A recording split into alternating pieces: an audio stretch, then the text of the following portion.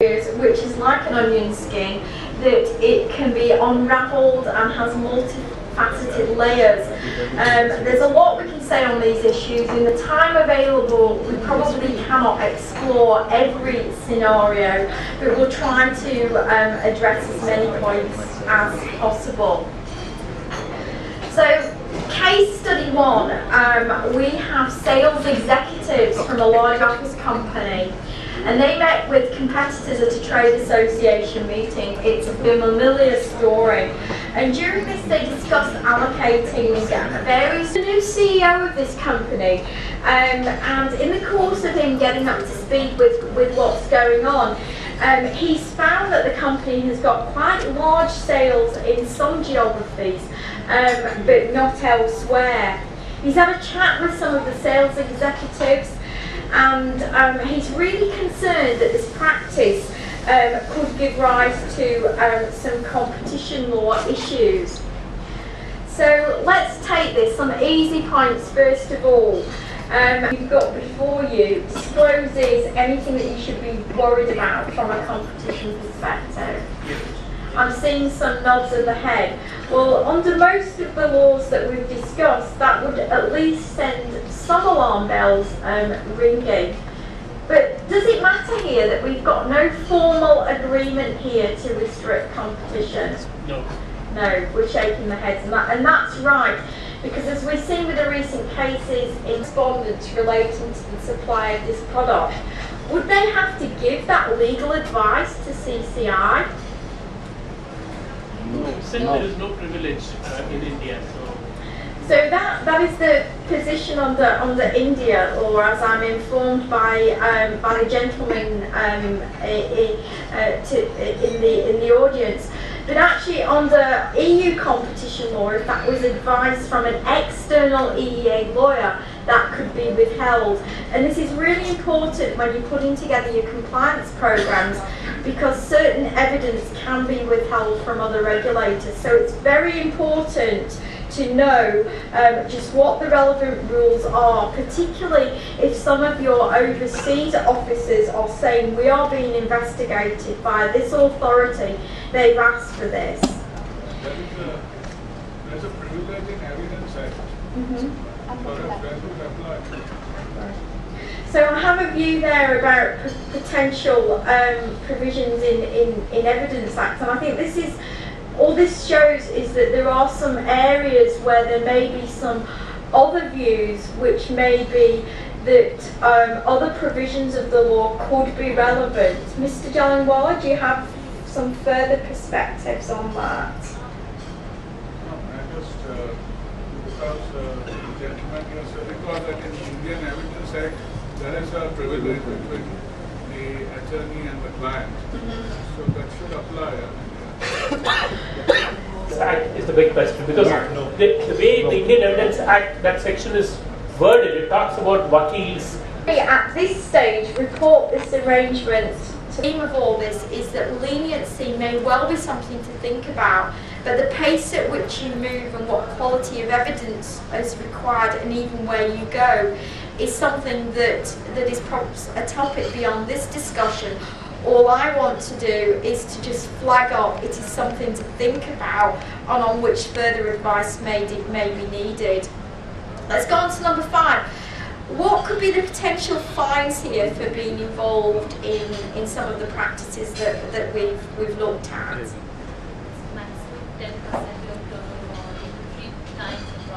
Guidance is eagerly sought. What about criminal exposure here? Businesses saying, could anybody go to jail for this in India? No. What about in other jurisdictions? Yeah, so which other jurisdictions could be subject to criminal sanctions? US, that's right, yes. And it's increasingly so that countries are adopting criminal sanctions. And the number of countries that are pursuing criminal sanctions is increasing. It's criminal in Canada, it's criminal in Brazil as well. How might the company benefit if it reports the arrangements to the authorities? penalties might be reduced. And I like the word might, because that's the key issue, not necessarily will be, nor do we know how much, because that's correlated to what time you go in and the quality of evidence that you bring forth. So what if it was actually Alpha? What if they were the ringleader? What if they organised the meetings and they were the protagonist? They were the driving force behind this arrangement. What if it was them that was the ringleader? How might that affect penalties and eligibility for leniency? I think the point that says that their involvement is probably worse than somebody who just went along with it. But the question as to whether a ringleader is eligible for leniency is still something to be worked out under Indian competition law. That would be seen as an aggravating factor under EU competition law, which once you've started thinking about relevant sales in the product market and taking a percentage of those, we would start increasing fines for recidivism, and in some countries coercion of other parties would make you ineligible for leniency. So again, we'll see where the Competition Commission comes out on that. What if a competitor has been one step ahead of Alpha? They've already gone in and we don't know. Might Alpha still get leniency? Yes. Low chances. Yes. Chances are low. Lady over there. A second level of coming second in the line in the. So yes, I think we, between us collectively, we've got to the point where 100% is certainly not available for Alpha if somebody has gone in and already perfected to that level. But there may still be a possibility that they may get a reduction if they go in early enough and have got the right quality of evidence. Now let's say an investigation has started, Alpha's already given information, it's given evidence, it has been awarded a mark for leniency. What if suddenly it decides, alright, that's it, if any more information comes into my possession, I'm not disclosing that, I'll stop here. What if the regulator asks for more information? What if they ask for interviews with particular employees? It's now costing Alpha a lot to comply with this leniency. You know, much more business time is being sucked into this than they'd anticipated. What might happen if they don't cooperate? The chances of leniency will reduce accordingly. I think that's right to say that although CCR hasn't taken lightly and is something that will impose requirements on the business going forwards to maintain something what we call in continuous cooperation. Things have changed now and the stakes are getting higher. Alpha has now received several complaints from its customers. They're concerned that its products aren't available everywhere and they're asking about pricing. Tom again is seeking advice from the lawyers. Might there be a threat of litigation? What might be the impact of this on the leniency application if there are some court proceedings? So let's just think about customers. They believe that they're paying too much because of these anti-competitive practices. What can customers do at the stage before a decision has been taken by CCI that there has been an unlawful practice? What can they do? Class action. Is there a class action? Is there any organised system of class actions in India? You can only find public interest litigation. So not yet in India, but right that there are possibilities for class actions elsewhere. So if these customers are purchasers in the United States, they may consider making a class action already because they've got wind of some inquiry elsewhere. For leniency, can the information that it produces in this context be used by any third parties at this stage? I'm getting silence around the room, and I think this is a very difficult question. It's one of those areas which does tend to differ from jurisdiction. Certainly we do not know yet in India because CCI has no reported cases, but it will be very important as they do give guidance in this area about the extent to which leniency documents will be withheld from disclosure if those are sought by any judicial authorities. And it cannot be ruled out that judicial authorities outside of India might even seek that. We've certainly had it in Europe where courts as far away as Texas and Wisconsin have sought information from the European Commission. So if alpha applies for leniency, can anything it produces to the authorities be used by other regulators? Up till now there's no formalised information exchange, but again, as CCI is realising the extent and limits of its powers, as it is cooperating even more with regulators around the world, or something stronger. But if we do have some questions, I think we have a few moments, and I have one there.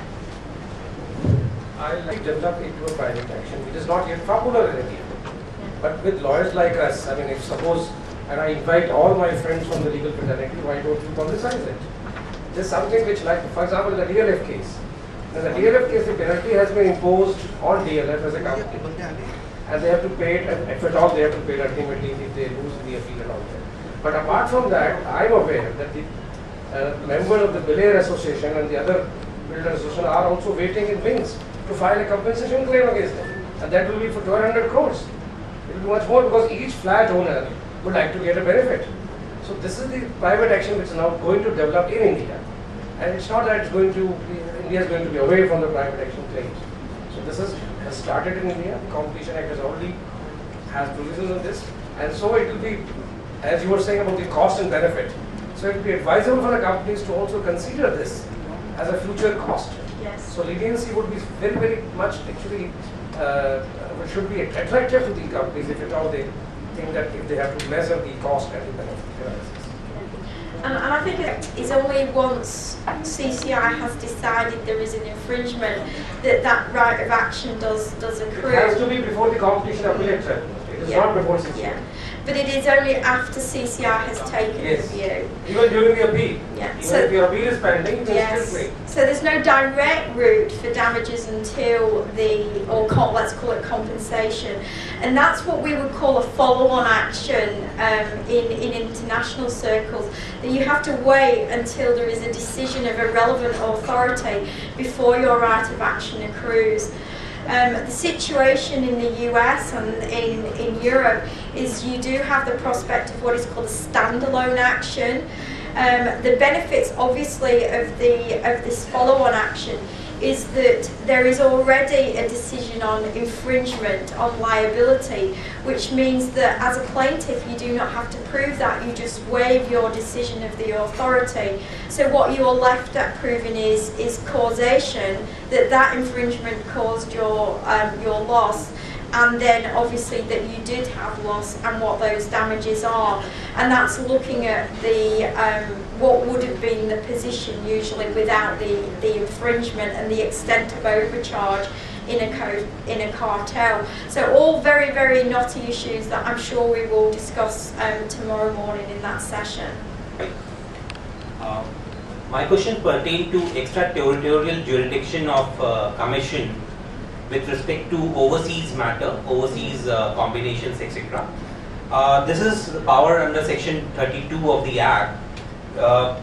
Can you highlight what are these powers and what Commission can exercise in terms of an overseas combination, which can it curtail that, etc. For example, illustratively, if Volkswagen Group of Germany buys out Suzuki of Japan, and that has both the companies have operations in India, can that be curtailed by CCI?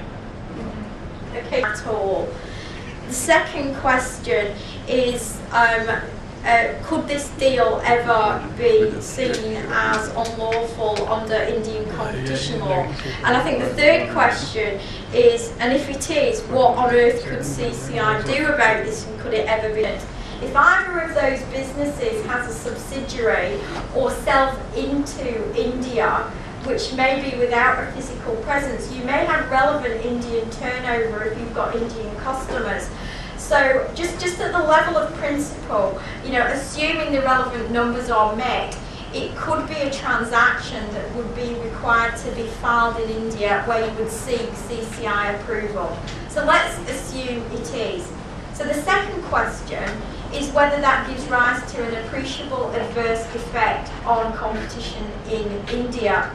So let's assume that because we are subject to the jurisdictional thresholds, there may be relevant assets in India, there may be sales, there could be a factory, there could be Indian customers. So it cannot, I think somebody's telling me to go, I think Medak that is somehow going to address my issue in India, and that is the distinction between subject matter jurisdiction, which they have, and the ability to enforce their orders. So just for reasons of international law and private international law, the ability of any regulator outside the territory to order parties residing overseas is one accepted restriction on its ability to enforce its orders. But already this phenomenon occurs in many merger control jurisdictions. I will give you an example. There was a merger of foreign parties which was subject to UK merger jurisdiction because the parties supplied into Europe and into the UK specifically. It was in the healthcare sector, and our competition commission really was struggling on what the relevant remedy could be, because it certainly couldn't say divest your factories in the United States, because it had no jurisdiction over the parties. There was no physical presence, but there was sales into the UK. What it did in that case, it did something quite innovative, and it told our National Health Service that when it was buying these supplies, they were medical supplies, it was giving them a recommendation on procuring practices to be quite vigilant to any risk of anti-competitive practice.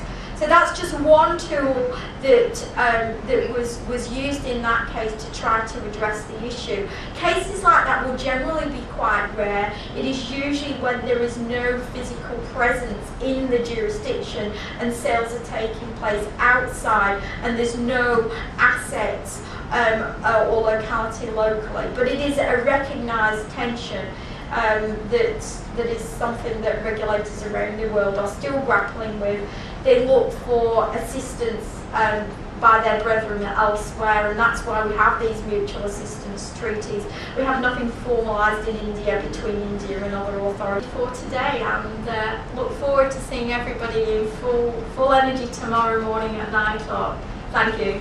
Thank you.